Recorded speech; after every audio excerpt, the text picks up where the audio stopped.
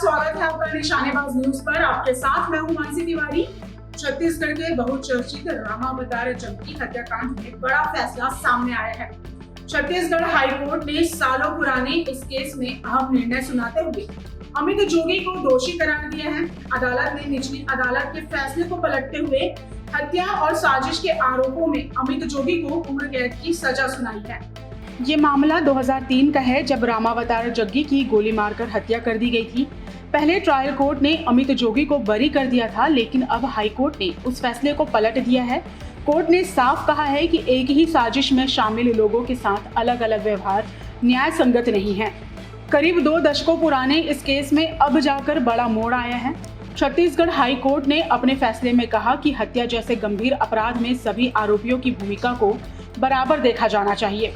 अमित जोगी को आईपीसी की धारा 302 और 120 बी के तहत दोषी ठहराया गया है।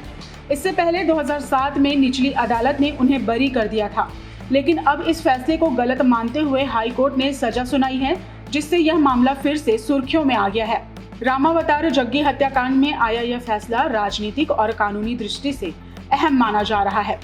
रामावतार जग्गी की 2003 में हुई हत्या के बाद यह केस लंबे समय तक चलता रहा। अमित जोगी पर साजिश में शामिल होने का आरोप था। ट्रायल कोर्ट ने उन्हें राहत दी थी, लेकिन अब छत्तीसगढ़ हाई कोर्ट ने उस फैसले को पलटते हुए उम्र कैद की सजा सुना दी है। कोर्ट की सख्त टिप्पणी ने इस मामले को फिर से चर्चा में ला दिया है। इस फैसले ने एक बार फिर साबित किया है कि न्याय में देरी हो सकती है, लेकिन न्याय मिलता जरूर है। छत्तीसगढ़ हाई कोर्ट ने कहा कि साजिश जैसे मामलों में हर आरोपी की भूमिका महत्वपूर्ण होती है। अमित जोगी को उम्र कैद और जुर्माने की सजा सुनाई गई है। यह मामला 2003 में रामावतार जग्गी की हत्या से जुड़ा है। अब इस फैसले के बाद आगे कानूनी प्रक्रिया क्या मोड़ लेती है, इस पर सबकी निगाहें टिकी हुई है। इस फैसले के साथ ही सालों से चल रहे इस चर्चित मामले में नया मोड़ आ गया है। अदालत ने साफ कर दिया है कि न्याय में समानता जरूरी है और साजिश जैसे मामलों में हर भूमिका अहम होती है। अब इस निर्णय के बाद कानूनी और राजनीतिक हलकों में चर्चा तेज हो गई है।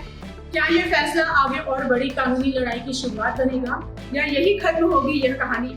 अब यही देखना बाकी है। देश और दुनिया की तमाम खबरों को जानने के लिए बने रहे निशानेबाज न्यूज के साथ। नमस्कार।